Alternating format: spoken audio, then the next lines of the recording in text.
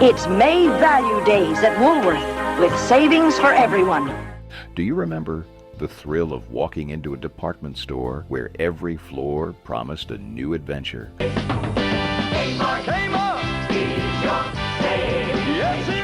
From Woolworth's lunch counters to the bustling escalators at Montgomery Ward, these places were more than just shops. They were part of growing up.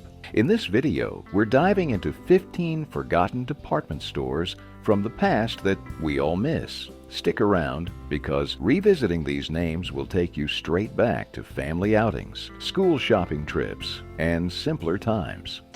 The Service Merchandise Catalog.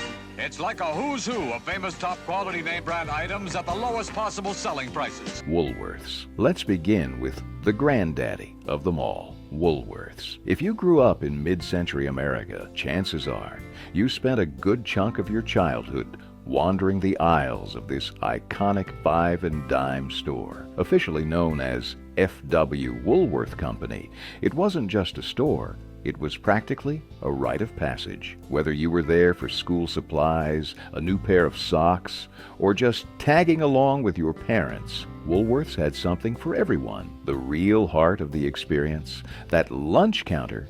You probably remember sliding onto one of those round stools, the scent of grilled cheese and malted milkshakes hanging in the air. Maybe you ordered a BLT or a slice of pie while your mom browsed for sewing notions. These counters weren't just convenient, they were cultural gathering spots, places where neighbors met and kids learned how to behave in public. Founded in 1879, Woolworths was one of the first retailers to truly popularize the concept of fixed pricing. Before then, haggling was the norm. By the 1960s, Woolworths had stores on nearly every main street in America. And here's something you might not know. The company was so influential that it helped birth the modern shopping mall model, eventually opening its own anchor stores inside many of them. But as retail trends shifted and shopping malls rose and fell, Woolworths slowly faded. The lunch counters closed, the merchandise grew dated, and by the late 90s, the last U.S. locations had shuttered. Yet in memory, it remains forever vivid. A place where a kid could buy a yo-yo, a comic book, and a grilled cheese sandwich all in one afternoon. Montgomery Ward. Now, let's take a look at Montgomery Ward, affectionately called Monkey Ward by many loyal shoppers. Long before Amazon or big box stores, Montgomery Ward brought the world to your doorstep through its massive mail order catalog. That thick book, often arriving just before the holidays, was pure magic. As a kid, you probably flipped straight to the toy section, circling everything you hoped Santa might bring. Founded in 1872, Montgomery Ward revolutionized shopping in America by offering rural families access to city goods without ever leaving their farms or small towns. It was the original remote shopping experience, decades before the internet ever dreamed of existing. When their physical stores began popping up in the 1920s and 30s, they carried that same convenience and wide selection into the heart of urban and suburban America. Stepping into a Montgomery Ward store in the 70s or 80s felt like entering a small city. There were housewares on one side, appliances humming on another, racks of flannel shirts in the middle, and that unmistakable scent of new tires from the automotive section. And don't forget the electronics. Many of us bought our first VCR or cassette deck from Ward's. One surprising fact, Montgomery Ward was the first to use the phrase "satisfaction guaranteed" or "your money back" in advertising, a standard that shaped customer service expectations for generations. Sadly, despite its pioneering spirit, Montgomery Ward couldn't keep up with the rapid changes in retail. After struggling through the 90s, it finally closed its last stores in 2001. But the memories? Those are still fresh, paging through catalogs, waiting for packages, and tagging along on errands that somehow always felt like a little adventure. Ames. And now we move to Ames, a true underdog in the world of department stores that somehow became a beloved fixture across small-town America. If you lived in the Northeast or Midwest during the 80s or 90s, you almost certainly remember this one. Ames wasn't flashy, but it was familiar. It was dependable, and it was affordable, really affordable. Founded in 1958 in Massachusetts, Ames started as a discount department store aimed at smaller communities often overlooked by bigger retail chains. And it worked. By the early 90s, there were over 700 locations. And for many towns, Ames was the go-to place for everything, from school clothes to lawn chairs. You probably remember those orange-red signs and the way the aisles felt just a little too narrow, but it didn't matter because Ames had what you needed. Maybe your mom bought your Easter outfit there. Maybe you grabbed a new cassette single at the checkout line or wandered over to the toy section while she browsed. One thing Ames never pretended to be was glamorous. It was all about value, practicality, and giving working families a break. Here's a little twist you might not recall.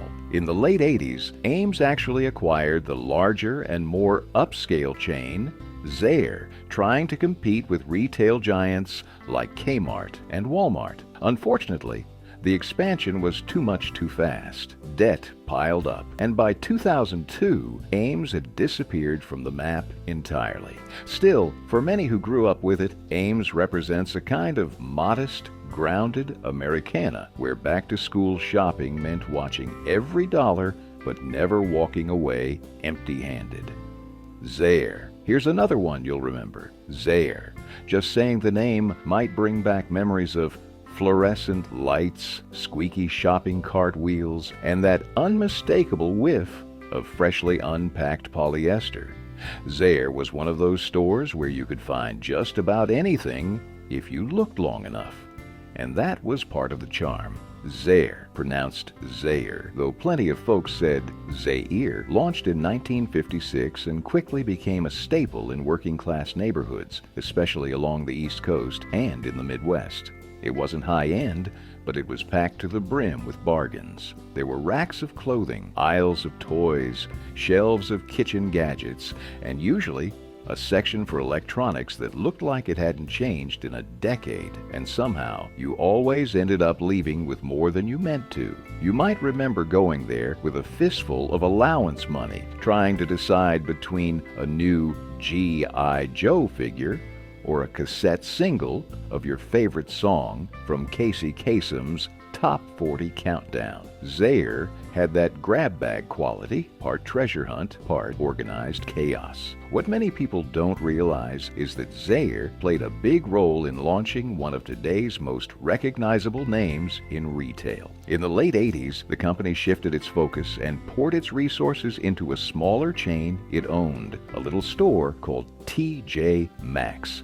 As T.J. Maxx grew, Zayre's own brand faded away. By 1990, the last Zayre stores were rebranded or shuttered for good. But Zayre isn't gone in spirit.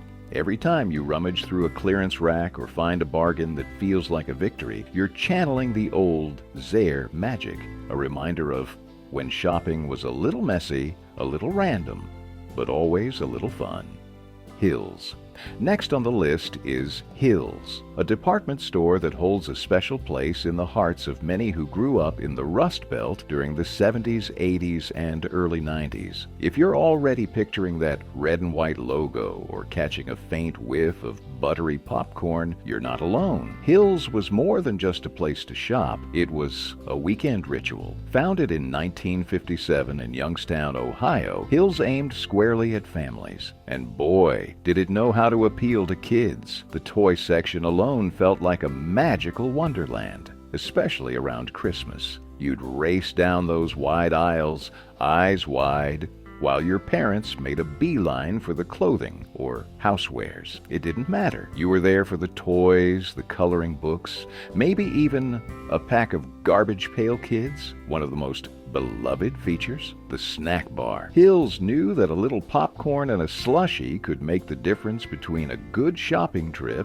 and a great one. That smell of hot dogs and buttered popcorn lingered in the air. making even a long back-to-school haul feel like a treat. But here's something you might not know. Hills was an early adopter of in-store layaway, offering budget-conscious families a way to handle holiday shopping without maxing out credit cards. It was an essential part of many households' Christmas strategy. Despite its strong regional presence and loyal following, Hills couldn't survive the national retail shakeout of the late 90s. It was eventually bought out by Ames in 1999, yes, full circle, and by the early 2000s, both names were gone. Still, for a generation of shoppers, Hills was the place where anticipation and affordability met, and every trip ended with a toy, a slushie, or, at the very least, a smile. Quick break for some fun. Let's take a moment. Hills or Zayre? Which one brings back more memories for you?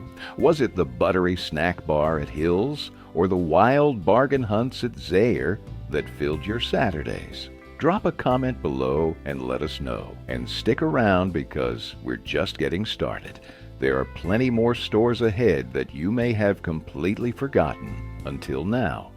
Ben Franklin. You probably guessed this one. Ben Franklin stores were once a beloved fixture in small-town America. Before big box chains took over, these five and dime stores were where families shopped for just about everything. Crafts, toys, home goods, school supplies, even the occasional goldfish. They had it all. And if you grew up in a rural or suburban neighborhood between the 50s and the 80s, odds are you spent more than a few afternoons wandering the aisles of your local Ben Franklin. Founded in 1927 and named after, of course, the most frugal founding father, Ben Franklin, operated under a franchising model. That meant many stores were owned and run by local families, which gave each one a slightly different personality. Maybe yours had a tiny soda fountain tucked in the back or a rotating rack of Archie comics near the register. Whatever the case, it felt personal, like part of your hometown's rhythm.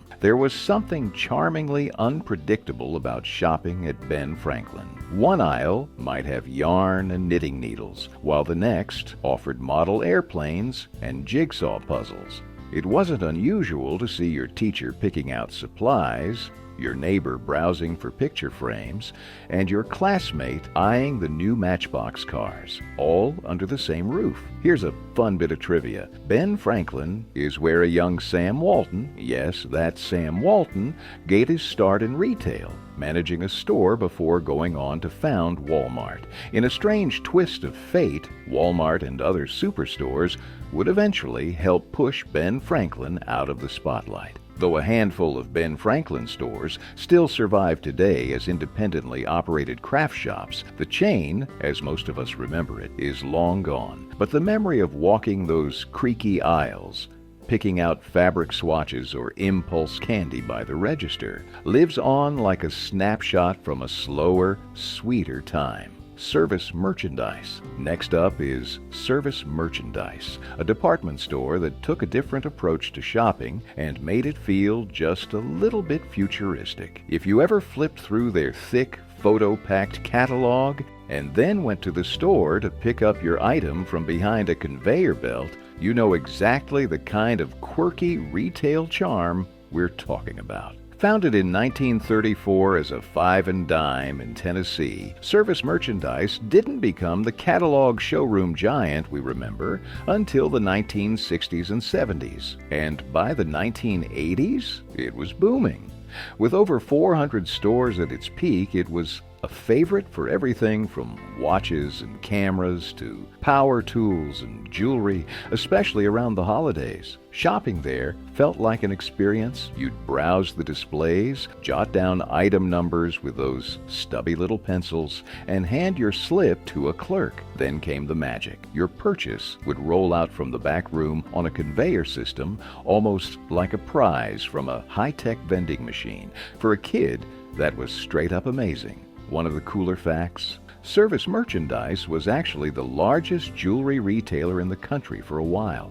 Many people bought engagement rings, necklaces, or gold chains from those glass cases near the front, items that marked some of life's most important milestones. But as retail began shifting in the late 90s, their catalog model couldn't keep up. The rise of instant gratification shopping at places like Walmart and Best Buy chipped away at their customer base. By 2002, service merchandise had closed its doors for good. Still, those memories of carefully circling items in the catalog, feeling the anticipation build, and then watching your prize roll out on that conveyor belt, that was pure magic. An odd, wonderful blend of retail and ritual that today's stores just can't replicate. Sears. It's hard to talk about forgotten department stores without bringing up the once mighty titan, Sears. Yes, technically it stuck around longer than most, well into the 2000s, but the version of Sears we remember, that's long gone. And if you grew up between the 50s and the 90s, Sears was everywhere. It wasn't just a department store, it was a way of life. Think about it. Back-to-school shopping meant new Toughskins jeans from Sears. The Wishbook catalog was a holiday tradition, its pages dog-eared and circled by hopeful kids every December. You could get your car's oil changed while your parents shopped for tools, appliances, or a Kenmore washer.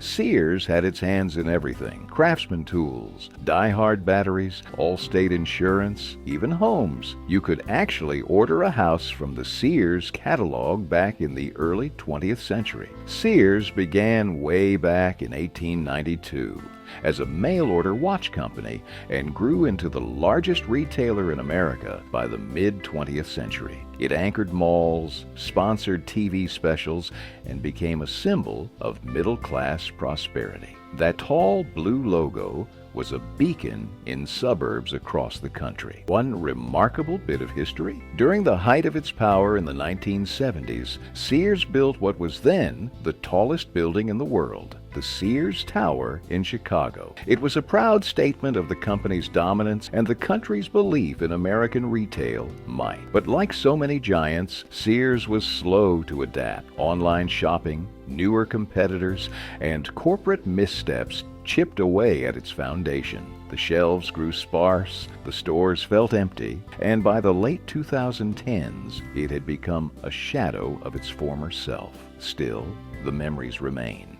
Of school shoes that squeaked on linoleum floors, of browsing toy aisles while Dad looked at Craftsman drills, of holiday catalogs spread across the coffee table. Sears was more than a store. It was stitched into the fabric of American life. Kmart wasn't just a store. It was an experience. Whether you were trailing behind your parents, marveling at the towering aisles, or running toward the flashing blue light specials, it felt like an essential part of everyday life. At its peak in the 80s and 90s, Kmart was everywhere, over 2,000 locations strong. It had everything: affordable clothes, must-have toys, and even the legendary Kmart Cafe, where a soft pretzel and an iced felt like the ultimate shopping reward. But what really set Kmart apart? Layaway. Before credit cards were king, Layaway let families reserve that perfect Christmas gift, like a Cabbage Patch Kid or a Sony Walkman, and pay it off slowly. Then there were the commercials featuring celebrity endorsements from stars like Martha Stewart and Jaclyn Smith,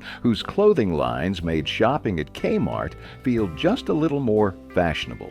Yet despite its dominance, Kmart struggled against the rise of Walmart and Target.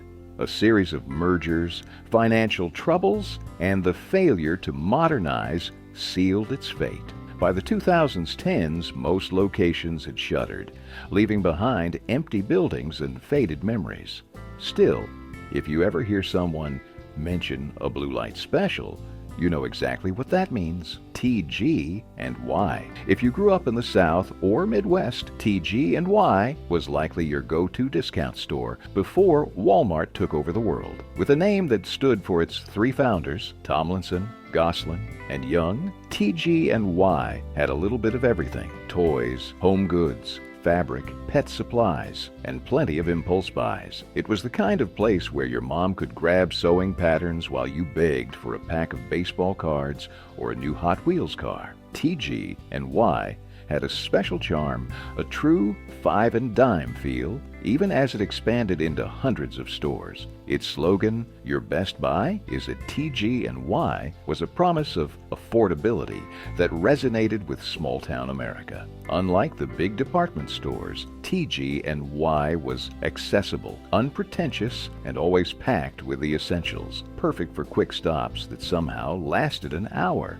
But by the late 80s, TG&Y faced stiff competition. Big box retailers like Walmart and Kmart pushed prices lower while customer expectations shifted toward larger superstores. After several ownership changes, the once thriving chain was gradually dismantled, with many locations rebranded or closed entirely. Even so, for those who remember it, TG&Y wasn't just a store. It was a simpler time when a $5 bill could actually get you something fun, and when the thrill of picking out a new toy or treat made every shopping trip feel special. Venture. If you grew up in the Midwest, you probably remember Venture. The black and white striped logo was unmistakable. Founded in 1970 as a division of May department stores, Venture was a discount chain that promised save with style, blending affordability with a touch of department store class. It was like a middle ground between Kmart and Target, offering everything from clothing to home goods at budget-friendly prices. Walking into a Venture store felt different from other discounters. The atmosphere was brighter, the shelves neatly stocked, and the selections seemed just a bit more curated.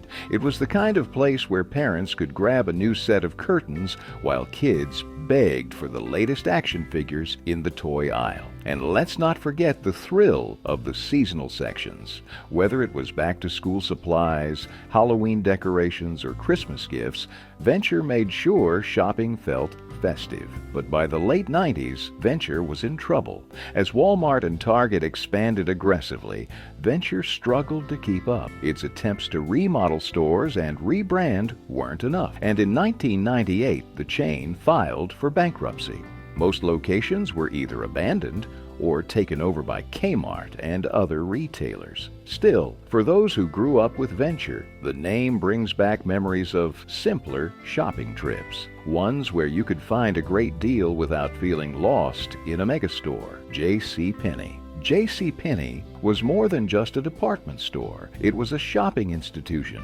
Whether you were picking out school clothes, flipping through the massive catalog, or sitting patiently while your parents picked out new drapes, JCPenney had a place in almost every household. It was the place where you could buy a sturdy pair of Levi's, a set of new towels, and even your first suit, all in one stop. At its height in the 70s and 80s, JCPenney was a retail powerhouse.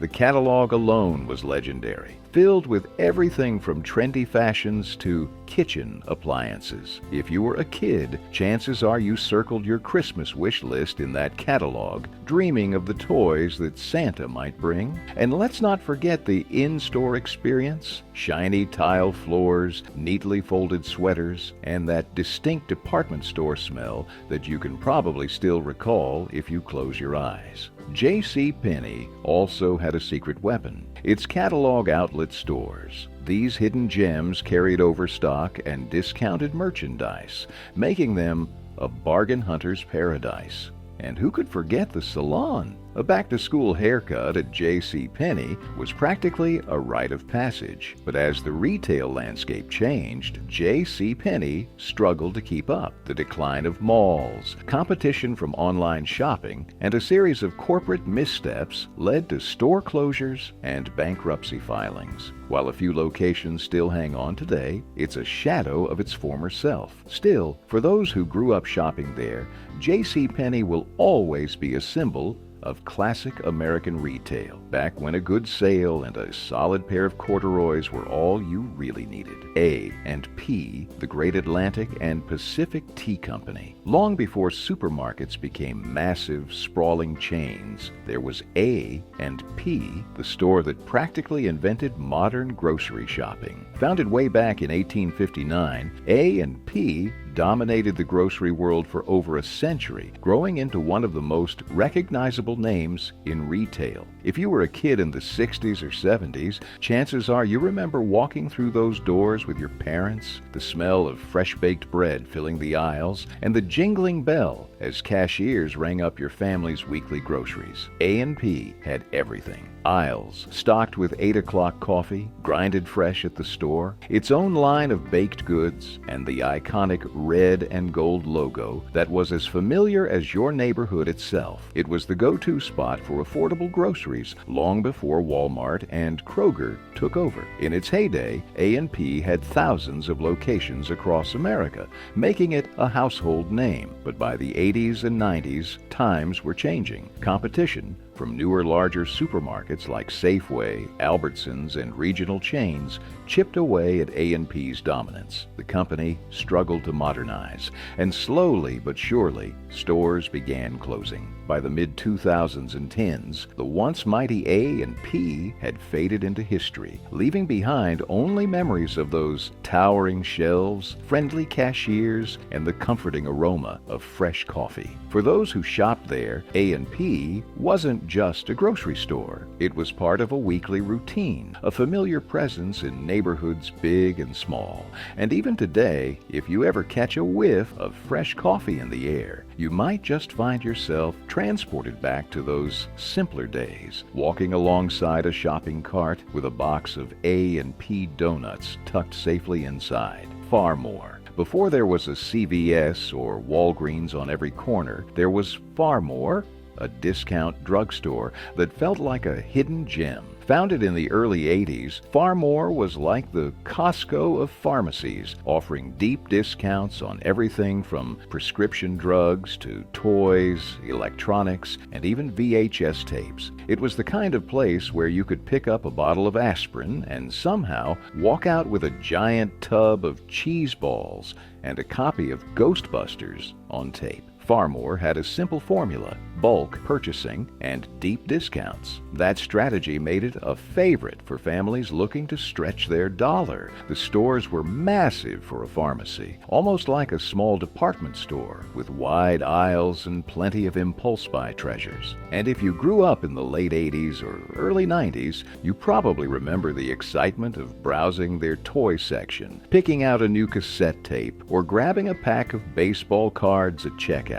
But behind the scenes, trouble was brewing. In the early 90s, the company's founder was caught in a massive embezzlement scandal, one of the biggest corporate fraud cases of its time. That financial disaster sent Far More into a tailspin, leading to mass store closures. By the early 2000s, the once thriving chain was gone for good. Even though it didn't last as long as some of the other retail giants, Far More left its mark. It was a store that felt ahead of its time, offering the kind of warehouse-style discounts that would later define big box chains like Walmart and Target. And if you ever scored a great deal on a random impulse buy, you might just have Far More to thank for teaching you the thrill of bargain hunting. Radio Shack. If you were into gadgets, DIY electronics, or just needed a new set of AA batteries, Radio Shack was your go-to spot. From the 70s through the 90s, it was the ultimate destination for tech lovers, hobbyists, and anyone looking to tinker with wires, circuits, and the latest gizmos. Walking into a Radio Shack felt like stepping into a treasure trove of possibilities. Rows of resistors, capacitors, and circuit boards, alongside futuristic gadgets like remote-controlled cars, early personal computers, and, of course, those trusty realistic brand speakers. Radio Shack wasn't just a store, it was an experience. The salespeople were often true tech enthusiasts, ready to help you troubleshoot a stereo hookup or find the perfect soldering iron for your weekend project. And let's not forget the TRS-80 computer, affectionately nicknamed the Trash 80, which introduced a generation of kids to the world of computing long before home PCs became common. But as the years went on, technology changed faster than Radio Shack could keep up. The rise of big box stores like Best Buy, followed by the online shopping boom, made it harder for the chain to compete. By the 2010s, most locations had closed, leaving behind only memories of those cluttered aisles filled with endless possibilities. Still, if you ever get nostalgic for the days when fixing electronics was just as fun as using them, you're not alone. What was your favorite thing to buy at Radio Shack? A new cassette recorder? A pack of rechargeable batteries?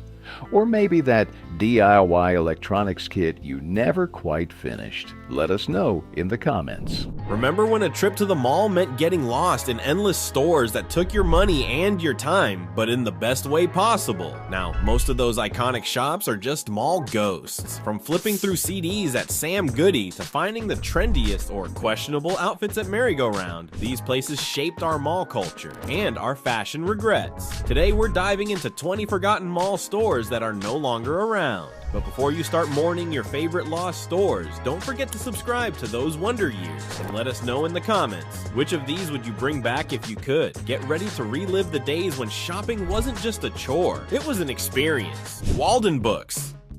Walking into Walden Books felt like entering a cozy little universe of stories. It wasn't just a bookstore, it was a sanctuary for anyone who loved the smell of fresh paper and the weight of a good book. Long before the days of digital downloads, Walden Books was the place where people browsed shelves filled with bestsellers, classics, and hidden gems. Do you remember scanning the aisles, fingertips trailing along the spines, each book holding a promise of adventure? Walden Books had everything from novels to glossy magazines and even comic books, making it a spot where everyone could find something to love. If you were lucky, you'd discover the latest Stephen King thriller or the newest Sweet Valley High just waiting for you. And it wasn't just about buying books. You could spend an entire afternoon there, escaping into other worlds and maybe sneaking in a few chapters. Over time, as big box stores and online shopping took over, Walden Books couldn't keep up. It faded away, leaving a void in malls everywhere. For those who grew up with it, Walden Books represents a time when books were a tactile experience, something to be held, smelled, and cherished. Who wouldn't want to step back into that world, where finding a good book meant more than just clicking a button? The Sharper Image. The Sharper Image was like a portal to the future, smack in the middle of your local mall. This wasn't your standard gadget store. It was filled with futuristic products and quirky inventions that were as intriguing as they were impractical. Do you remember testing out one of those massage chairs that made you feel like you'd achieved instant luxury? Or maybe you were drawn to their air purifiers, fancy alarm clocks, or the quirky gadgets you didn't really need but desperately wanted. The Sharper Image was like a playground for adults, where you could dream a little about what life would be like with just a bit more tech. The store had a knack for making you feel like anything was possible, even if it was just a personal foot massager or a miracle sleep machine. Eventually though, as online shopping grew, the Sharper Image struggled to compete. The internet made it easy to buy high-tech gadgets without leaving home, and the magic of walking into a Sharper Image faded away. For those who remember, the Sharper Image wasn't just a store, it was an experience that made the future feel within reach. Imagine walking back into that sleek, futuristic space and getting one more chance to sit in a massage chair or marvel at the latest gadget. Who wouldn't want to relive that little slice of mall magic? KB Toys.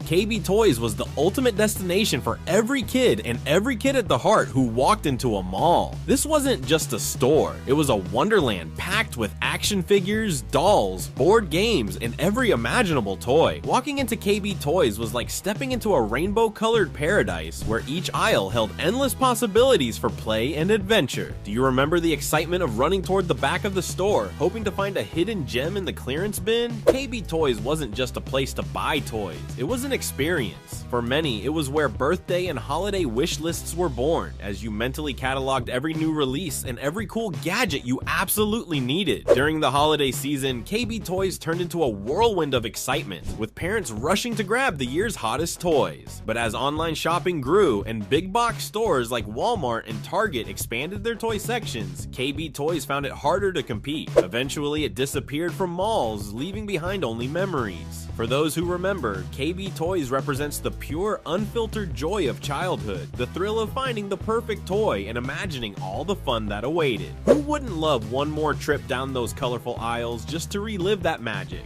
Structure. Before Express became a staple in the mall, Structure was the go-to spot for men's fashion that felt sleek, sophisticated, and just a little bit edgy. Structure was all about giving guys an easy way to look stylish without having to try too hard. Do you remember walking in and seeing racks of neutral-tone shirts, perfectly cut jackets, and jeans that fit just right?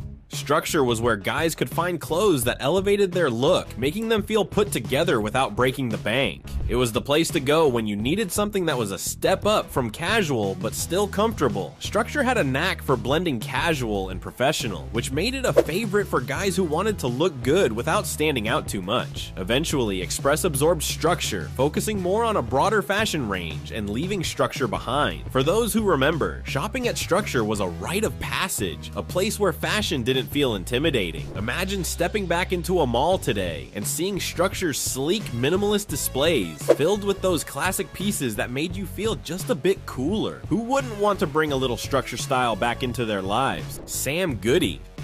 Sam Goody was more than just a music store. It was a cultural hub, a place where music lovers gathered to discover, browse, and connect over the latest releases. This was the spot where you could lose yourself flipping through CDs, tapes, and vinyl, each one representing a possible soundtrack to your life. Do you remember the excitement of picking up an album you'd been waiting for, holding it in your hands, and feeling the anticipation of playing it for the first time? Sam Goody didn't just sell music, it sold experiences. It was a place to explore new genres, find rare albums, and connect with other fans who shared your taste. And let's not forget the posters and band t-shirts, which let you take a little piece of your favorite artist home. But as digital music took over, the way people bought music changed, and Sam Goody struggled to keep up. Eventually, it disappeared from malls, leaving behind a void for anyone who loved the tactile thrill of buying music. For those who remember, Sam Goody represents a time when music wasn't just a digital file. It was something you cherished, held, and displayed. Who wouldn't want to step back into that world where finding the perfect album meant a trip to Sam Goody? Merry-Go-Round.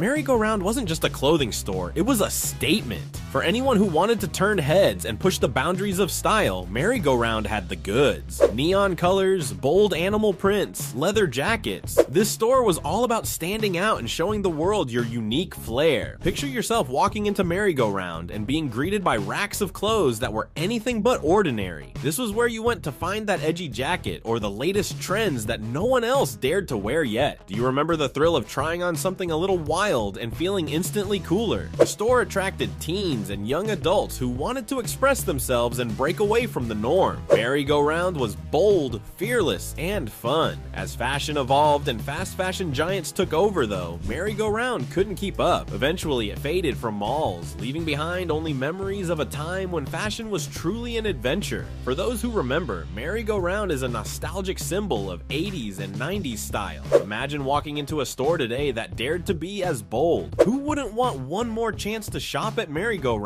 Radio Shack.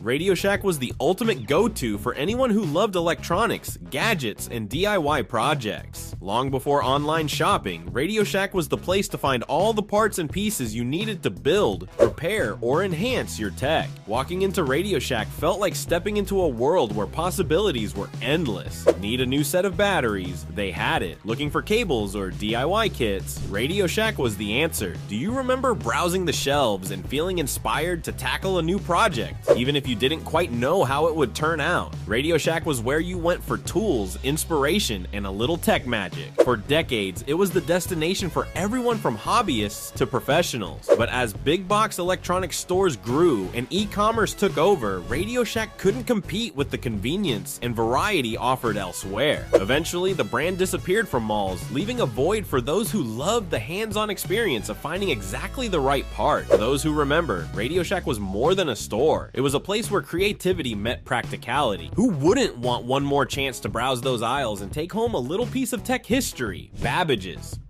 For gamers in the pre-internet era, Babbage's was like a treasure chest waiting to be opened. Before you could download games at the click of a button, you had to actually go to a store, and Babbage's was the place to do it. This was where you could find the latest video games, computer software, and accessories, all in one spot. Do you remember the thrill of spotting a new release on the shelf, feeling the weight of the cartridge or CD case in your hands, and knowing you were about to embark on a new adventure? Babbage's wasn't just about games. It was about connecting with a community of gamers who shared your passion. The store was a haven for gamers looking for everything from the latest releases to hidden gems. But as digital downloads and big retail chains took over, Babbage's struggled to compete. Eventually, it was absorbed by GameStop and faded into memory. For those who remember, Babbage's represents a time when gaming was a physical experience. A trip to the store, a conversation with fellow gamers, and a discovery on the shelves. Who wouldn't want to take a nostalgic trip back to Babbage's? The Limited.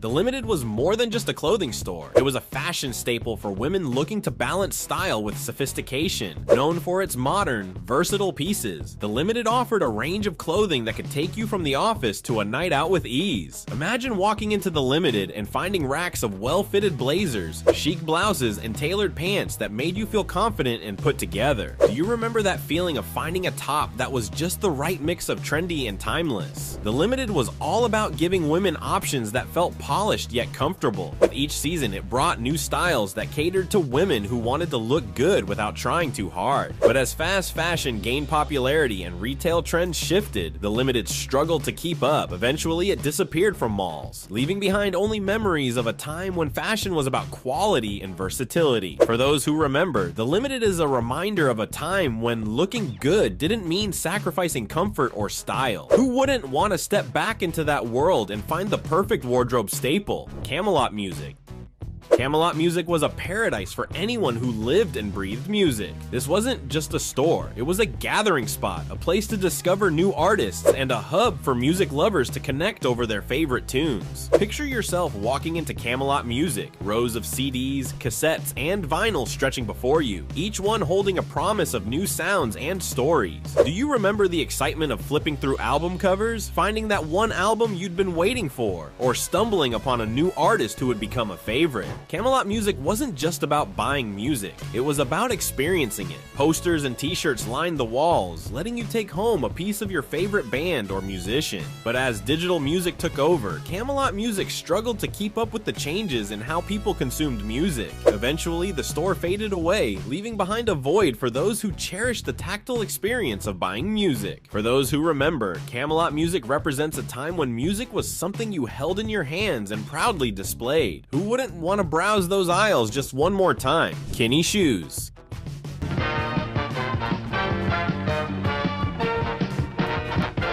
Kinney Shoes was the reliable family shoe store where you could find something for everyone. Known for its wide selection and affordability, Kinney Shoes had a little bit of everything, from sturdy school shoes for kids to dress shoes for adults. Walking into a Kinney Shoes was like entering a one-stop shop for any footwear need. Do you remember sitting down, having your foot measured, and picking out a new pair that would carry you through the season? Kinney Shoes was practical, yes, but it was also dependable. Families could count on Kinney to provide quality shoes without breaking the bank. And let's not forget the smell of new leather and rubber, a sensory experience that made picking out a new pair feel special. As mall trends shifted toward big brands and specialized stores, Kinney Shoes began to lose its foothold. Eventually, the chain closed its doors, leaving behind a legacy of durability and dependability. For those who remember, Kinney Shoes was more than a store. It was a part of the family shopping experience. Imagine finding a place like that in a mall today, where you could get good shoes at a fair price. Who wouldn't want to step into Kinney Shoes for one more reliable pair? Spencer Gifts.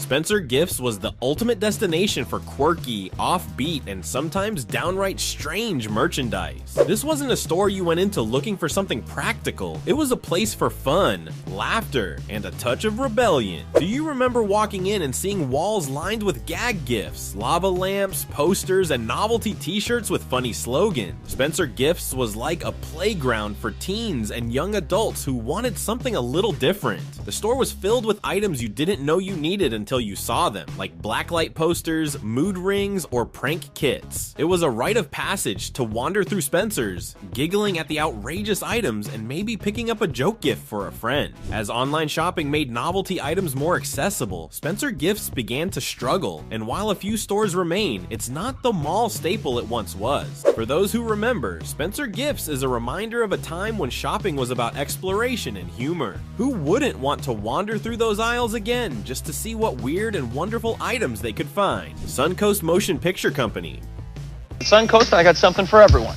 And, one thing for myself. Before streaming services made movies available at the click of a button, Suncoast Motion Picture Company was the place to go for all things film related. This wasn't just a store, it was a treasure trove for movie buffs, stocked with DVDs, VHS tapes, movie posters, and collectibles, reads. Do you remember the thrill of finding a rare movie you'd been searching for, or grabbing a poster of your favorite film to hang on your wall? Suncoast had an almost magical appeal, offering films of every genre and era. It was the go-to spot for anyone looking to expand their movie collection, long before Netflix was even an idea. For fans of cult classics and Hollywood hits alike, Suncoast was a slice of cinema heaven. As physical media declined, however, Suncoast found it difficult to survive. Today, it's a nostalgic memory for those who cherish the tactile experience of collecting movies and decorating with their favorite film memorabilia. Imagine stepping back into a Suncoast, flipping through movie cases, and finding the perfect addition to your collection.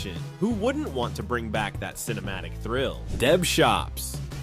Deb Shops was a mall staple for trendy, affordable fashion aimed at teenagers and young women. It was the kind of place where you could find the latest styles without breaking your budget. Perfect for grabbing an outfit for a dance, party, or just to upgrade your wardrobe. Do you remember walking in and seeing racks of dresses, jeans, and tops in every color and style imaginable? Deb Shops made fashion fun and accessible, offering pieces that felt stylish and current without the designer price tag. It was where you went to find something new and exciting, whether it was a cute dress for prom or a casual top for school. But as fast fashion giants grew and online shopping became more popular, Deb Shops struggled to keep up. Eventually, it disappeared from malls, leaving behind memories of a time when finding the perfect outfit was as easy as a quick trip to the mall. For those who remember, Deb Shops is a reminder of when fashion was affordable and fun. Who wouldn't want to browse those racks again just to find that perfect piece? Anchor Blue.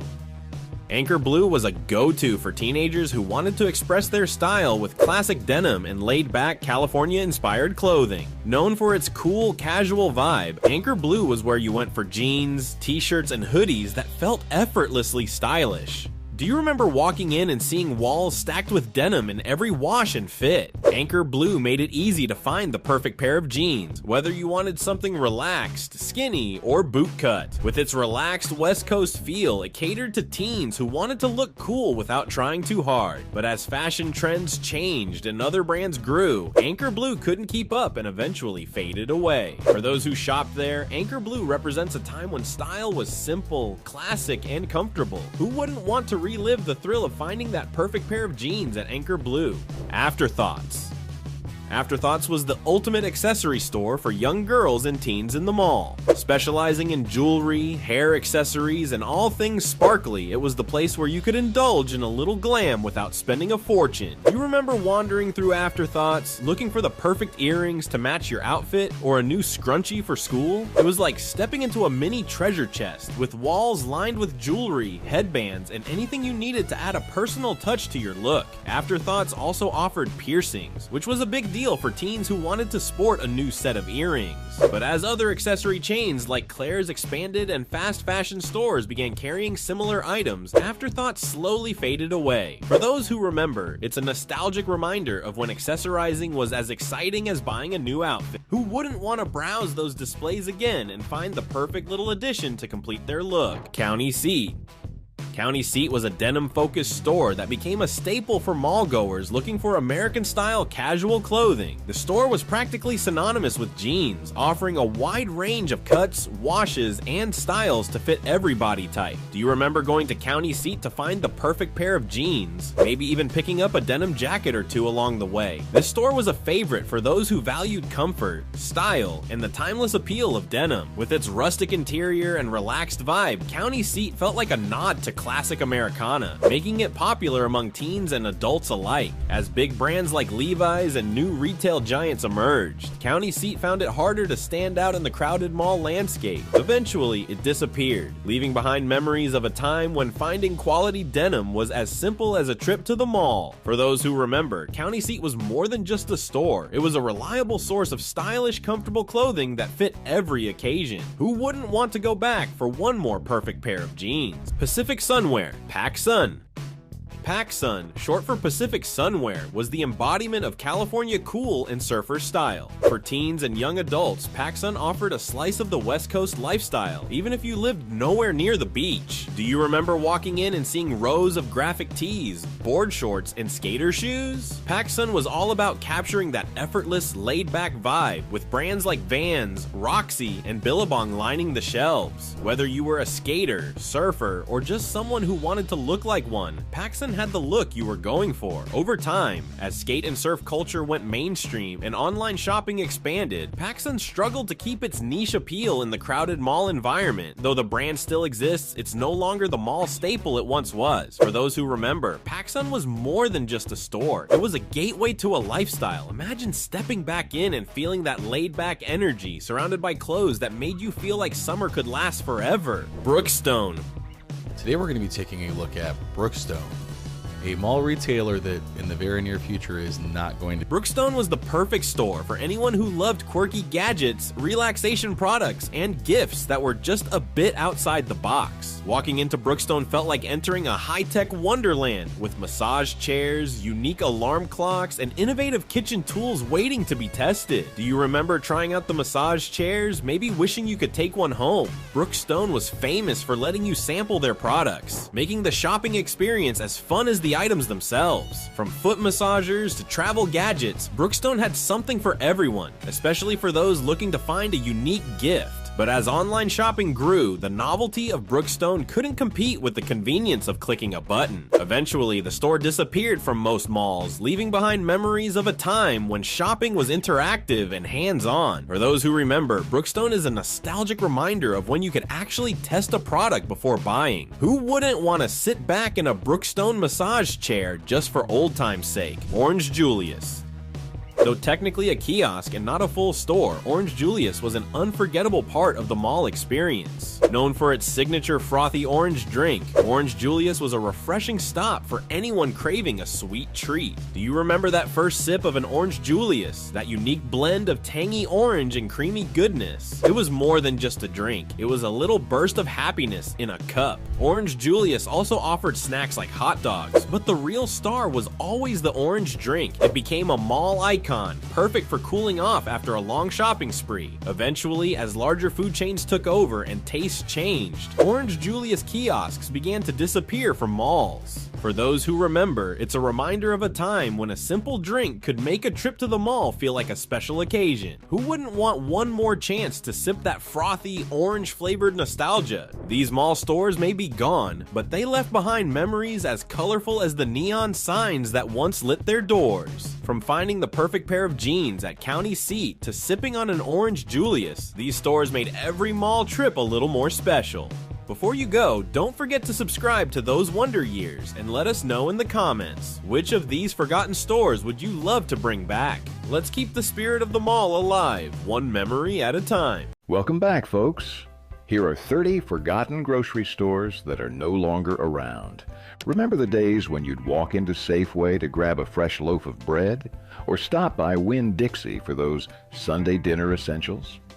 Maybe you shopped at Food Lion or Grand Union, where the weekly circulars dictated what your family was having for dinner. These were the stores that shaped our routines and filled our pantries. But over the years, many of them disappeared from our neighborhoods. Today, We're taking a nostalgic trip back to the grocery stores that were once a staple of everyday life, but are now just memories. Let's see how many of these names you recognize from the good old days. A&P. Let's start with one of the most iconic names, A&P, or the Great Atlantic and Pacific Tea Company. Founded in 1859, A&P was a game changer in the grocery world, growing into the largest grocery chain in the U.S. by the mid-20th century.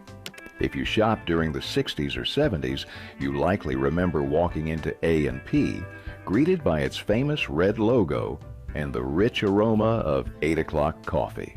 This store wasn't just a place to buy groceries. It was part of the weekly routine for millions of families. A&P was known for its affordable prices and quality products, making it a household name for over 100 years. Many of us have memories of clipping A&P coupons or grabbing essentials like bread, milk, and eggs from their aisles. But as the supermarket industry evolved, A&P struggled to keep up with competition from newer chains like Walmart and Target. After years of decline, the once dominant chain closed its last stores in 2015.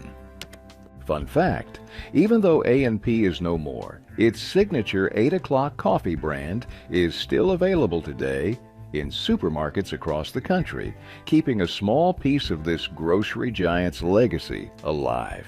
Winn-Dixie.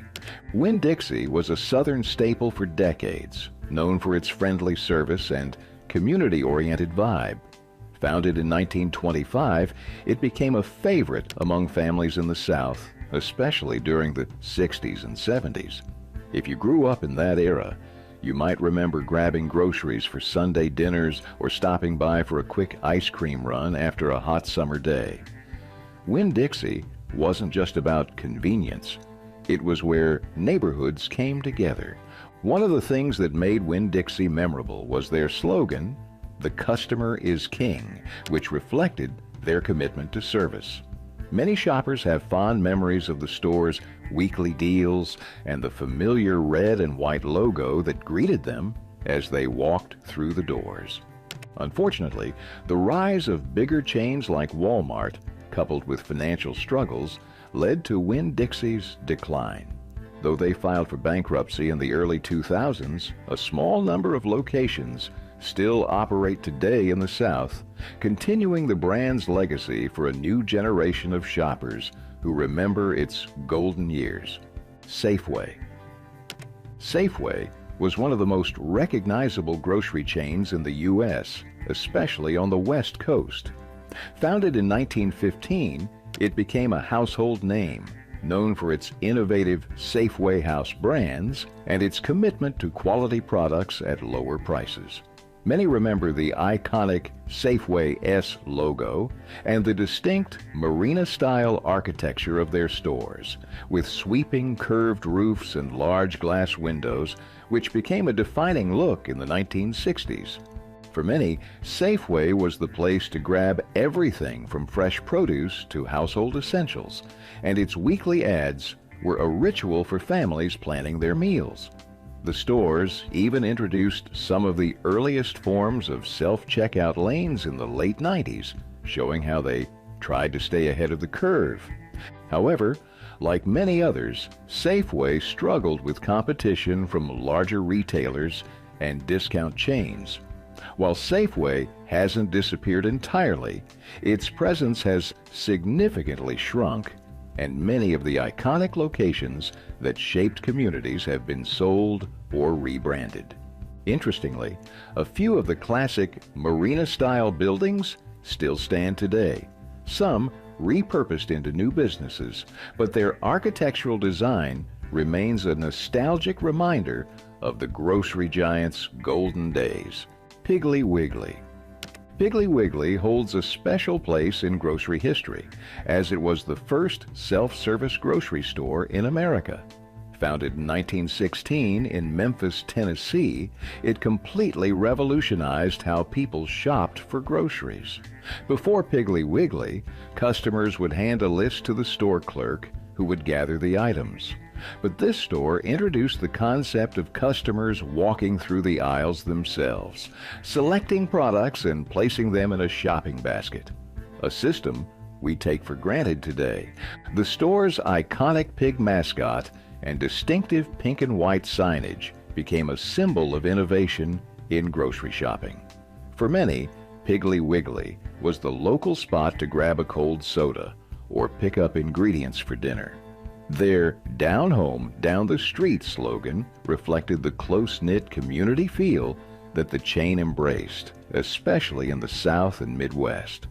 While the brand still exists in some areas, the number of stores has dwindled drastically over the years, mainly due to the expansion of bigger chains like Walmart and Kroger.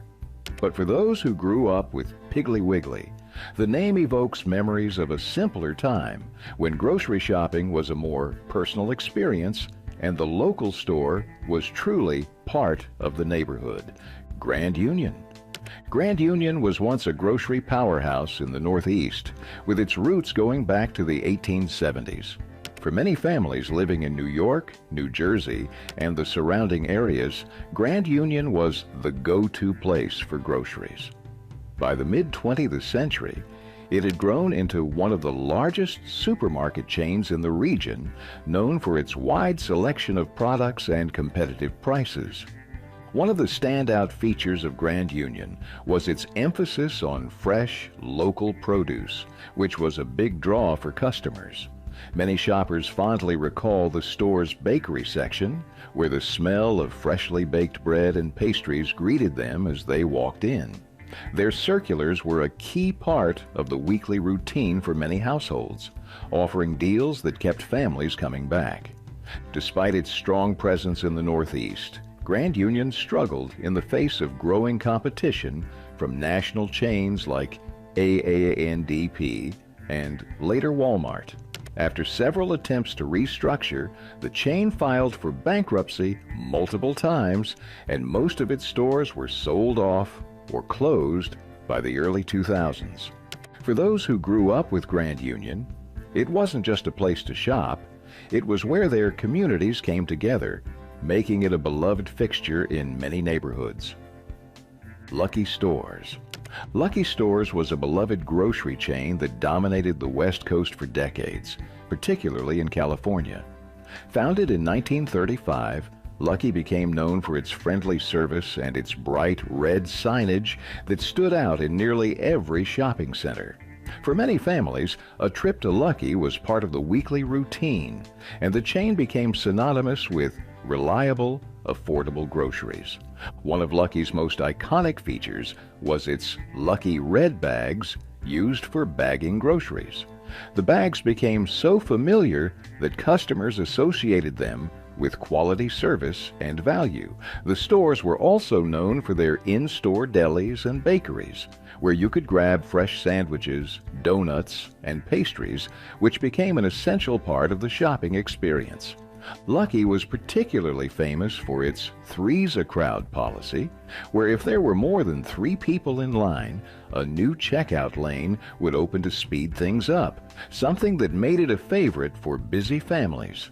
Despite its popularity, Lucky was eventually bought by Albertsons in the late 1990s, and many of its stores were rebranded or closed. However, for those who remember shopping at Lucky, it remains a symbol of the friendly neighborhood grocer that provided not just food, but a sense of community. Alpha Beta. Alpha Beta was a well-known grocery chain that served customers across California and the southwestern United States. Founded in 1915, Alpha Beta was unique for its innovative approach to grocery shopping, organizing items in alphabetical order, which gave the chain its name. This system was designed to make shopping easier for customers, helping them find what they needed more quickly. Alpha Beta became a beloved part of many communities, especially in the post-World War II era. The stores were known for their bright, clean aisles and friendly staff, with a focus on convenience and customer service. Many people remember the distinct Alpha Beta jingle that played on TV and radio commercials in the 70s and 80s, which further cemented its place in popular culture. In addition to its unique store layout, Alpha Beta was among the first chains to introduce loyalty programs, offering customers special discounts with their Alpha Beta Bonus Savings Club. Despite its innovations, Alpha Beta couldn't keep up with larger competitors. The chain was gradually sold off in the late 1980s and early 1990s, with many stores rebranded as Ralph's or Albertsons. However, for those who grew up shopping there, Alpha Beta's focus on making grocery shopping easier remains a fond memory. Dominick's. Dominick's was a staple in the Chicago area for nearly a century, founded in 1918 by Dominick DiMatteo, an Italian immigrant who wanted to bring fresh, high-quality groceries to the city's neighborhoods. Known for its community focus, Dominick's grew into one of the most popular grocery chains in the Midwest, serving families in Illinois for generations. What set Dominick's apart was its emphasis on fresh, local produce and its in-house delis, where customers could pick up freshly made Italian-style sandwiches and other prepared foods. The store became known for its quality meats and bakery items, with the smell of fresh bread often greeting customers as they entered. Dominick's also embraced the idea of a more personal shopping experience, with many stores having a neighborhood feel and strong ties to local suppliers. By the 80s and 90s, Dominick's expanded rapidly but struggled with competition from national chains like Jewel Osco and new players like Walmart. In the late 1990s, Safeway purchased the chain, and over time, the stores were rebranded or closed. By 2013, the last Dominick's stores had shut their doors. Food Lion. Food Lion was founded in 1957 in Salisbury, North Carolina, and quickly became a beloved grocery chain throughout the southeastern United States. Known for its affordable prices and no-frills approach, Food Lion became a go-to store for many families looking to stretch their budgets. Their lion mascot, featured prominently in advertising, became an iconic symbol of the chain. One of Food Lion's most memorable features was its MVP customer program, which offered shoppers discounts and deals, helping build customer loyalty throughout the years. The chain was also known for its focus on quick, efficient service, keeping checkout lines short with their less waiting in line policy, which appealed to busy shoppers. While Food Lion gained a loyal following, the chain faced significant challenges in the early 1990s when it was hit with a damaging expose on food handling practices. Although the company rebounded and made improvements, the scandal hurt its reputation, leading to the closure of many locations. Today, Food Lion still operates in select regions, but its presence is much smaller compared to its heyday. For those who shopped there in the 80s and 90s, Food Lion remains a nostalgic reminder of simpler, budget-friendly grocery trips. Big Bear Stores. Big Bear Stores, founded in 1933 in Columbus, Ohio, was one of the first self-service grocery stores in the United States. At a time when clerks would gather your groceries for you, Big Bear pioneered the concept of letting customers pick items directly from the shelves, transforming how people shopped. Their slogan, "The store that's all yours," reflected this innovative approach, and it quickly became a favorite among Ohioans. Big Bear became known for its huge warehouse-style locations, offering everything from groceries to household items. Their emphasis on customer independence set the standard for modern grocery shopping. The store's layout, with wide aisles and an open-floor design, became a hallmark of the chain, giving shoppers an experience that felt expansive compared to other stores of the time. Big Bear was also known for its weekly promotions and loyalty to the community, often sponsoring local events and sports teams. However, the rise of larger national chains like Walmart and Kroger gradually took its toll on Big Bear. By the early 2000s, the company was struggling to compete, and in 2004, the last of its stores closed. White Hen Pantry. White Hen Pantry, founded in 1965 in Elmhurst, Illinois, was a beloved convenience store chain primarily in the Chicago area. Known for its smaller, neighborhood-friendly stores, White Hen Pantry was the go-to spot for quick grocery trips, snacks, and essentials. Many Chicagoans fondly recall running into a White Hen to grab a carton of milk, a loaf of bread, or their famous deli sandwiches. One of the store's most iconic features was its deli counter, which offered freshly made sandwiches, cold cuts, and salads. The deli became a defining part of White Hen's charm, attracting busy families looking for a quick yet quality meal. Unlike larger grocery stores, White Hen's small size made it ideal for those last-minute errands or snack runs. White Hen Pantry had a strong presence throughout the Midwest, and for many, its iconic red and white logo became a symbol of convenience and community. However, as competition from larger convenience stores and grocery chains intensified, White Hen struggled to maintain its foothold. By 2006, the chain was acquired by 7-Eleven, and many of the locations were rebranded or closed. Schwegmann Giant Supermarkets. Schwegmann Giant Supermarkets was a beloved grocery chain in New Orleans, Louisiana, and a pioneer in the supermarket industry. Founded in 1869, it started as a small corner store and grew into one of the first true supermarkets in the country.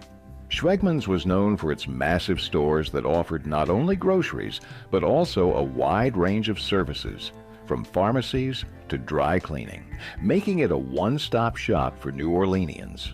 What set Schwegmann apart was its commitment to local culture and its bold advertising campaigns.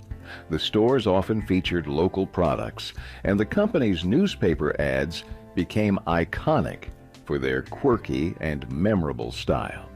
Many longtime customers still remember the chain's promotion of local seafood and fresh produce, reflecting the flavors and traditions of Louisiana. Schwegmann was also known for its fierce independence, often resisting corporate buyouts to maintain its local roots. However, as larger national chains moved into the area and competition grew, the family-owned business found it hard to keep pace. The last Schwegmann store closed in 1999, marking the end of a local institution that had served generations of New Orleans families. Dahl's Foods. Dahl's Foods was a regional grocery store chain based in Des Moines, Iowa, founded in 1931. Known for its friendly service and commitment to quality, Dahl's quickly became a household name for Iowans. The chain prided itself on being a local, community-focused grocer, and many customers appreciated the personal touches, like greeting regulars by name or stocking locally sourced products that reflected Iowa's agricultural roots. One of the unique aspects of Dahl's was its focus on fresh and prepared foods. The store's bakery was particularly well loved for its freshly baked breads, cakes, and pastries, and the deli counter always offered a wide range of meats and cheeses. Dahl's was also one of the first regional chains to adopt health-conscious products, stocking organic and natural items long before it became a national trend. Despite its deep roots in the community, Dahl's struggled to compete with the larger national chains moving into the area. By 2015, after years of financial difficulties, the chain filed for bankruptcy, and its stores were sold off to various competitors. For many in Iowa, Dahl's represented a bygone era of local, personalized grocery shopping. Food Fair Pantry Pride. Food Fair, later rebranded as Pantry Pride, was a popular grocery chain that had its heyday in the mid-20th century, primarily in the Northeast and Florida. Founded in the 1920s, Food Fair was known for its large, brightly lit stores and its commitment to offering a wide variety of products at competitive prices. During its peak in the 1950s and 1960s, it was one of the largest supermarket chains in the U.S. One of the standout features of Food Fair was its emphasis on modern conveniences. It was one of the first chains to implement air-conditioned stores, which was a huge draw for customers in the summer. The chain also introduced innovative self-service features, making the shopping experience faster and more efficient. In the 1960s, Food Fair rebranded to Pantry Pride, hoping to modernize its image and attract a younger demographic. Despite its early success, the chain faced growing competition from larger retailers in the 1970s and 1980s. Financial troubles led to a series of bankruptcies, and by the late 1980s, most Pantry Pride stores had closed or been sold off to competitors. Eagle Food Centers. Eagle Food Centers, commonly known as Eagle, was a Midwest-based grocery chain that served Illinois, Iowa, and surrounding states for much of the 20th century. Founded in 1893, Eagle grew from a small local operation into a beloved regional chain. Its emphasis on customer service and community involvement made it a trusted name for families across the Midwest. Eagle was particularly known for its Eagle brand products, a private label that offered quality groceries at lower prices. The chain stores were typically medium-sized and easy to navigate, creating a comfortable shopping experience. Many customers fondly remember the store's weekly ads and double coupon promotions, which kept them coming back for bargains on essentials. In the 1990s, Eagle faced increasing competition from national chains like Walmart and Jewel Osco. Despite efforts to modernize, including store renovations and expanding product offerings, Eagle Food Centers couldn't keep pace. In 2003, after a period of financial difficulties, the company filed for bankruptcy, and the remaining stores were closed or sold. Red Owl. Red Owl was a well-known grocery chain in the Midwest, particularly in Minnesota, Wisconsin, and the Dakotas. Founded in 1922, the chain quickly expanded throughout the region and became a staple in many small towns and cities. Red Owl stores were easily recognizable by their bright red signage featuring a cartoon owl, which became a beloved mascot for the chain. One of the most memorable aspects of Red Owl was its focus on local, community-driven service. The stores were often smaller than the big chains, which made them feel more intimate and accessible to families in rural and suburban areas. Red Owl also had its own line of private label products, which offered a more affordable alternative for budget-conscious shoppers. For many years, Red Owl thrived, but by the 1980s, the chain faced increased competition from larger national grocers like Cub Foods and Super Value. In 1988, most Red Owl locations were sold to Super Value, and the remaining stores gradually closed or rebranded under different names. For those who grew up shopping at Red Owl, the distinctive Red Owl logo and the friendly, small-town feel of the stores remain fond memories of a different era in grocery shopping. Buttrey Food and Drug. Buttrey Food and Drug was a regional supermarket chain that operated primarily in the northwestern United States, particularly in Montana, Idaho, and Washington. Founded in the early 20th century, Buttrey's was a staple in smaller towns known for combining both grocery and pharmacy services under one roof. This one-stop shop concept was a big draw for busy families who appreciated the convenience of getting all their essentials in one place. Buttrey was also known for its friendly, small-town customer service. Shoppers often knew the staff by name, and the stores were clean and easy to navigate. Buttree's in-store bakeries and delis were also a big hit, offering fresh bread, pastries, and prepared meals that were popular with customers looking for quality without sacrificing convenience. Despite its regional popularity, Buttrey struggled to keep up with the competition as larger national chains moved into the area. By the 1990s, Buttrey was acquired by Albertsons, and most of its locations were rebranded or closed. The disappearance of Buttrey marked the end of an era for many small communities in the Northwest that had grown up with the chain. Genuardi's. Genuardi's was a family-owned grocery store chain founded in 1920 in Norristown, Pennsylvania. Initially a small produce market, Genuardi's grew over the decades into a beloved regional supermarket with stores across Pennsylvania, New Jersey, and Delaware. What made Genuardi's unique was its focus on fresh, high-quality food, with a strong emphasis on customer service and community ties. The Genuardi family was deeply involved in the day-to-day operations, which helped the chain maintain a personal touch. One of the things customers loved most about Genuardi's was its bakery, known for freshly baked bread and pastries that would draw in shoppers from across town. Their commitment to quality was so strong that some Genuardi's locations even carried products that were hard to find in larger national chains, making it a favorite for food enthusiasts. An interesting fact about Genuardi's is that it was one of the first grocery stores in the region to introduce organic products long before they became mainstream. Despite these innovations, Genuardi's couldn't escape the growing pressure from larger chains, and in 2001 it was acquired by Safeway.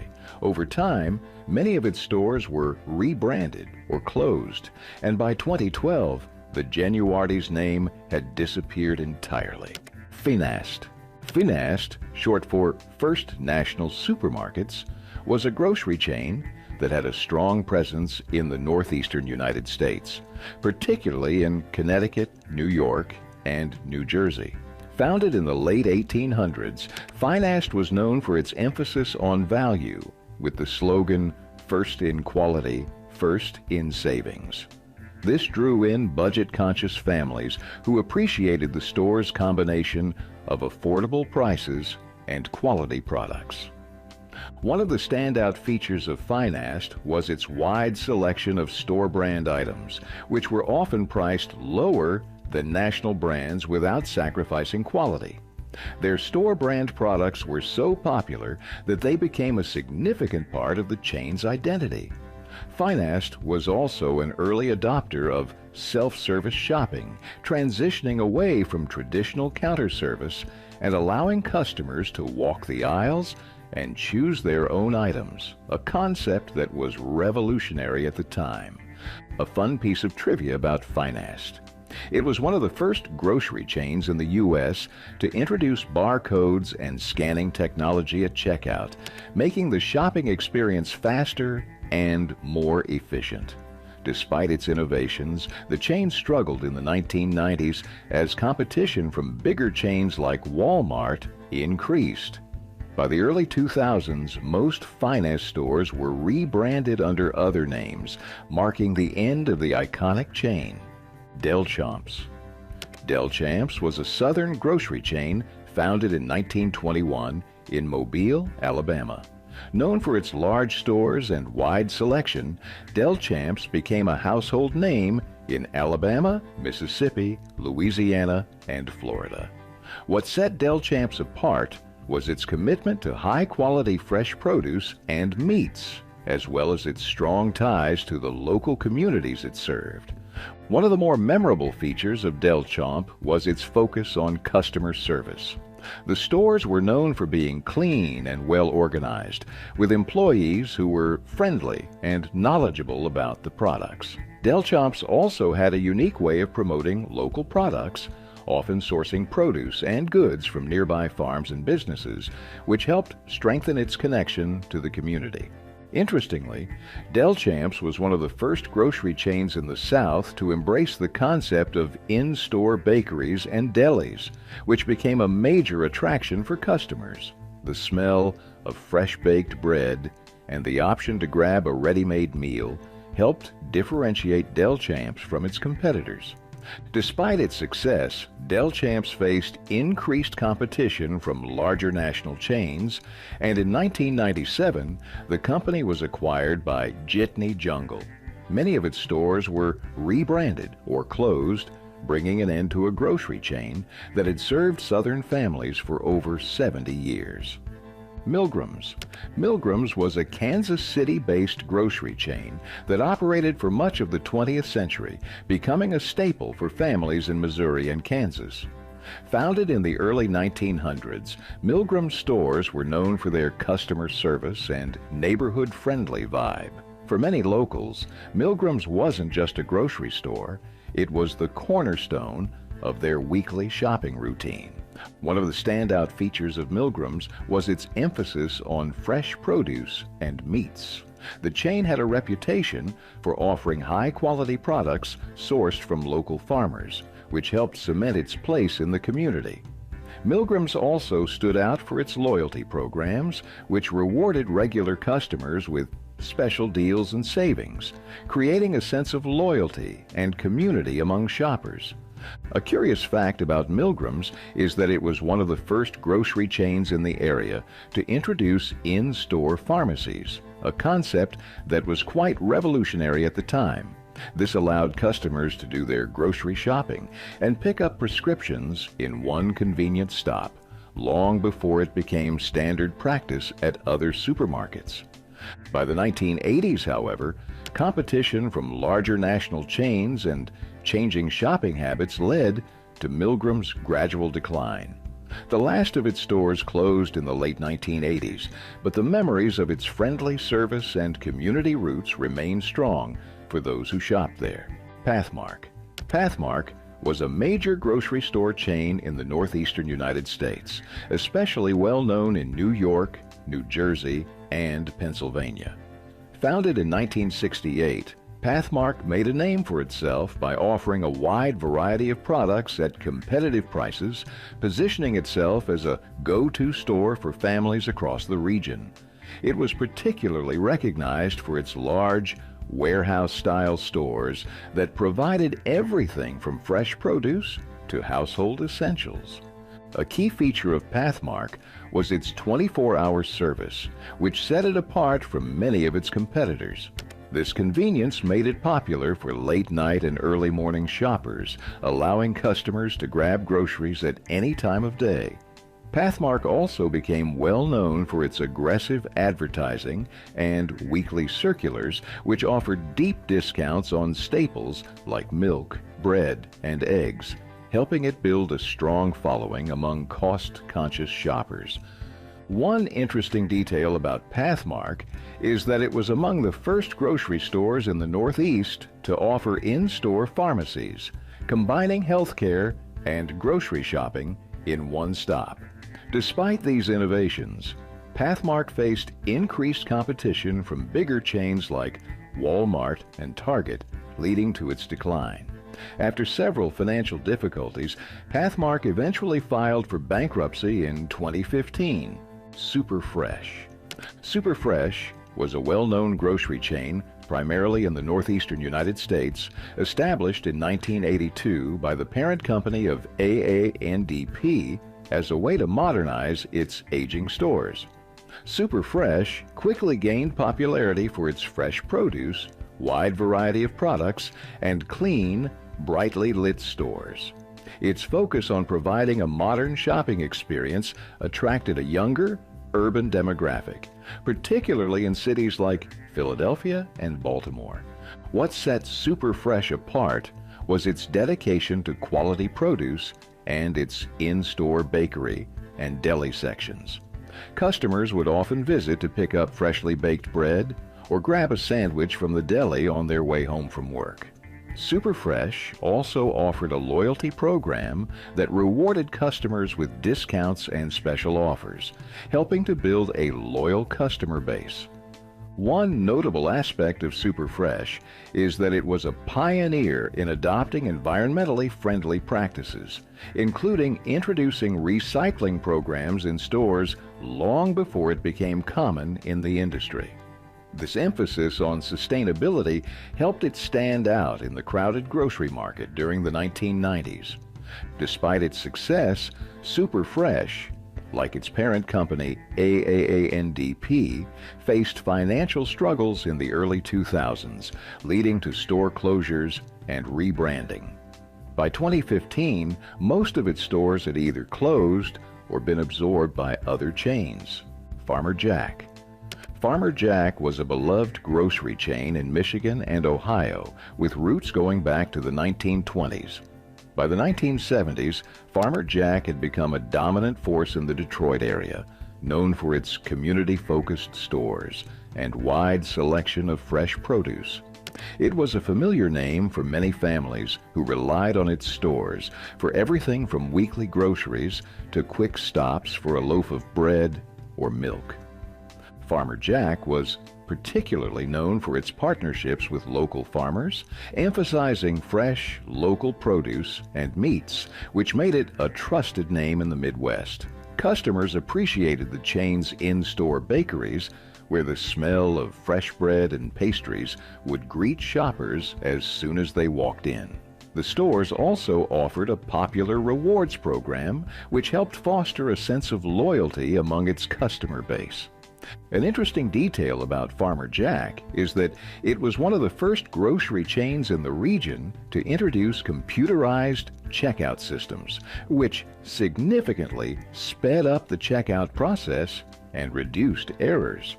However, despite its innovations, Farmer Jack struggled to compete with larger national chains like Kroger and Meijer, leading to its eventual closure in 2007. Cash and Carry. Cash and Carry was a grocery chain primarily based in Florida, known for its emphasis on low prices and no-frills shopping. Founded in 1962, it started as a small operation, but quickly expanded across the state, becoming a popular choice for budget-conscious shoppers. Cash and Carry stores were typically straightforward, offering basic grocery items without the extras like in-store bakeries or delis, which helped them keep costs low. One of the defining features of Cash and Carry was its focus on efficiency and speed. The stores were designed to get customers in and out quickly, appealing to busy families looking to grab their essentials without the hassle. The chain also became known for its promotions, including popular double coupon days, which attracted bargain hunters. Despite its strong regional presence, Cash and Carry faced stiff competition from larger chains like Publix and Walmart.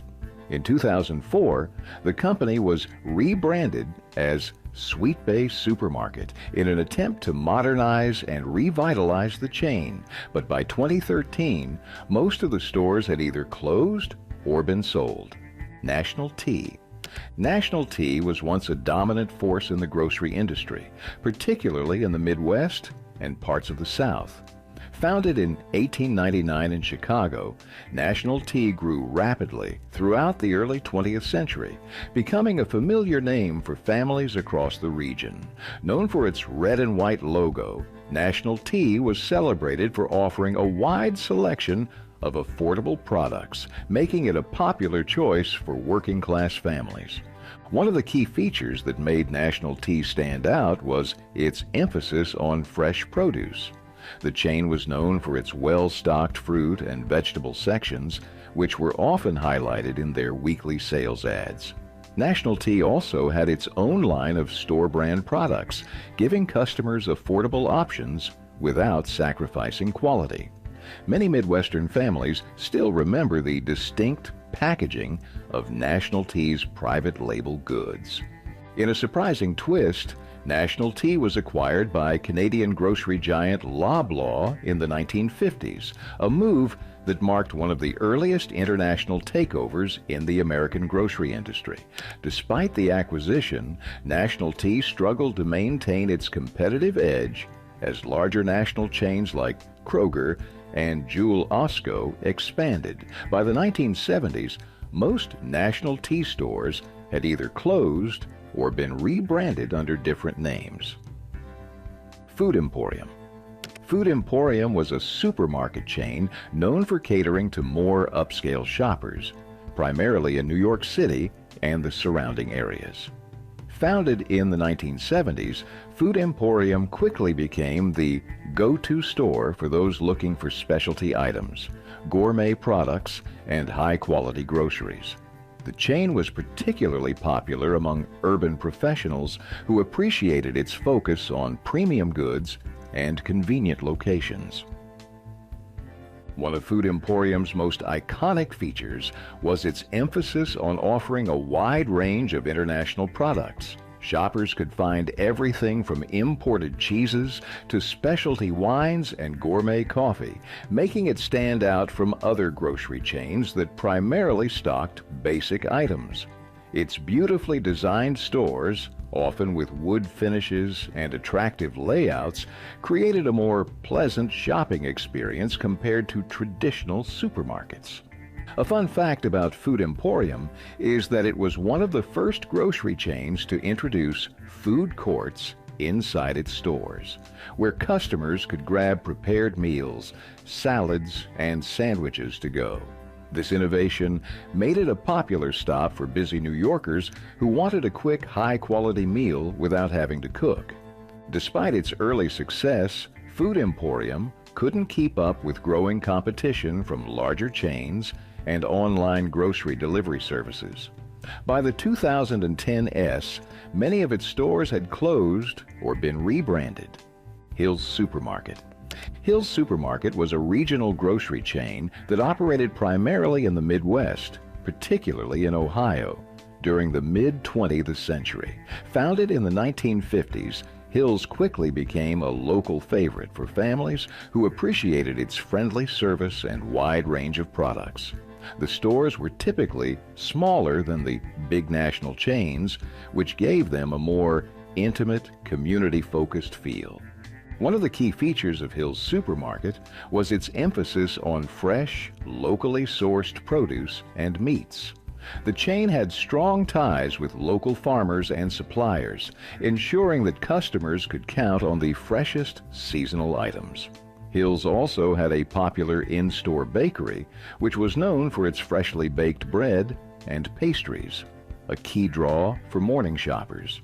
An interesting fact about Hill's is that the chain was one of the first in its region to offer loyalty cards in the 1970s, rewarding customers with discounts and special promotions based on their shopping habits. Despite its loyal customer base, Hill's struggled to compete with larger chains like Kroger and eventually closed its last stores in the 1980s. Foodtown. Foodtown was a regional grocery store chain primarily located in Texas. Founded in 1950, the chain became known for its low prices and no-frills shopping experience, catering to families who wanted to stretch their grocery budgets. Foodtown prided itself on offering a simple, straightforward shopping environment where essentials like fresh produce, dairy, and meats were always affordable. One of the standout features of Foodtown was its commitment to remaining a community-based operation. Unlike larger national chains, Foodtown often sourced its products from local suppliers, helping to maintain a connection with the neighborhoods it served. Its weekly specials and double coupon promotions became a staple for many families looking to save money on groceries. And for years, it was one of the few grocery chains to maintain this level of customer-focused service. An interesting fact about Foodtown is that despite being a relatively small chain, it managed to withstand the arrival of massive competitors like Walmart and Kroger by staying true to its core values of low prices and community involvement. However, as the grocery industry continued to consolidate, Foodtown eventually had to close or sell off many of its locations, with only a few still operating today under the original name. Kroger. Kroger, founded in 1883 in Cincinnati, Ohio, by Barney Kroger, has grown to become one of the largest and most well-known grocery chains in the United States. Unlike many of the other chains that have disappeared over the years, Kroger has managed to adapt and thrive. Barney Kroger's philosophy of be particular, never sell anything you would not want yourself, helped establish the company's early reputation for quality products and customer service. Kroger was an innovator in the grocery industry. It was one of the first chains to bake its own bread and manufacture its own products, which allowed it to maintain control over quality and offer more affordable prices. The chain also pioneered the concept of the supermarket, which combined a wide variety of groceries, meats, and dry goods under one roof, changing the way Americans shopped. A notable fact about Kroger is that it was one of the first grocery chains to introduce electronic scanning at checkout with the use of barcodes in the 1970s, which revolutionized the grocery industry by speeding up the checkout process and reducing errors. Today, Kroger operates under numerous banners across the U.S., continuing to lead the industry in innovation with services like online shopping and grocery delivery. Throughout this journey, we've revisited some of the most iconic grocery stores that shaped communities but have now faded into history. From A&P to Farmer Jack, these stores were more than just places to shop. They were part of daily life. Which of these stores do you remember most fondly? Don't forget to like, share, and subscribe for more nostalgic deep dives.